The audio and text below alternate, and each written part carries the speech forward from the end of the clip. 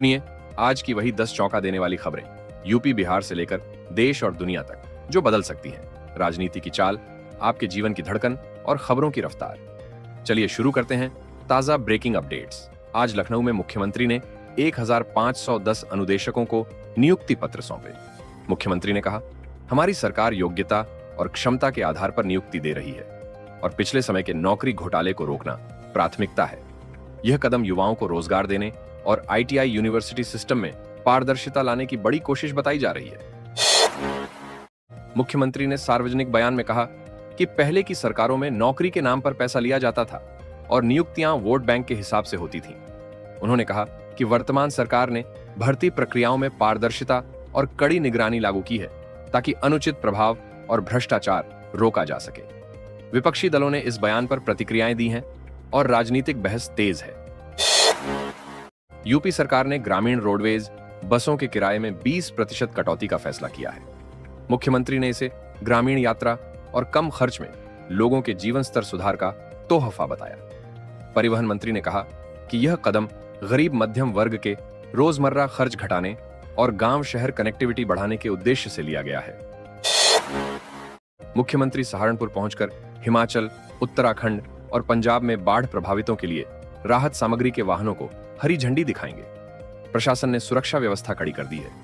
मुख्यमंत्री ने कहा कि यूपी पीड़ितों के लिए मदद भेज रहा है और जरूरतमंदों तक तत्काल राहत पहुंचाना प्रदेश सरकार की प्राथमिकता है। बिहार के मुख्यमंत्री 7 सितंबर को मुख्यमंत्री महिला रोजगार योजना का शुभारंभ करने जा रहे हैं। इस योजना का लक्ष्य हर परिवार की एक महिला को स्वरोजगार और आर्थिक अवसर देना है। सरकार के अनुसार योजना से ग्रामीण व शहरी महिलाओं को प्रशिक्षण, लोन सहायता और मार्केट कनेक्टिविटी मिलेगी। विपक्ष ने निगरानी की मांग की है। चुनाव आयोग के SIR निर्णय के खिलाफ राजनीतिक दलों ने सुप्रीम कोर्ट में याचिकाएं दाखिल की हैं। 8 सितंबर को सुप्रीम कोर्ट में सुनवाई होनी है।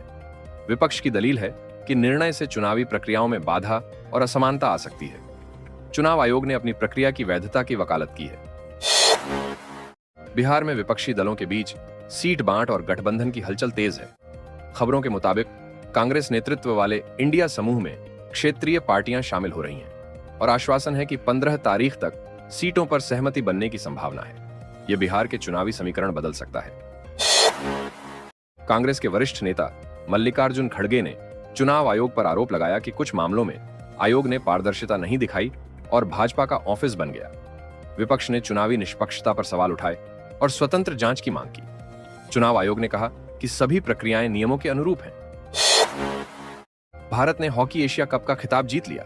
फाइनल में दक्षिण कोरिया को 4-1 से हराकर टीम ने चौथा खिताब हासिल किया और वर्ल्ड कप के लिए भी क्वालिफाई कर लिया। खिलाड़ियों के प्रदर्शन की देश भर में तारीफ हो रही है। खेल प्रेमियों के लिए यह गर्व का पल है।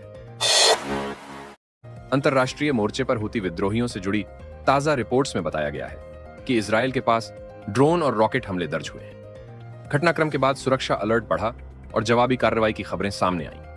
वैश्विक स्तर पर तेल मार्ग और समुद्री यातायात पर असर की संभावनाओं पर चिंता बढ़ रही है।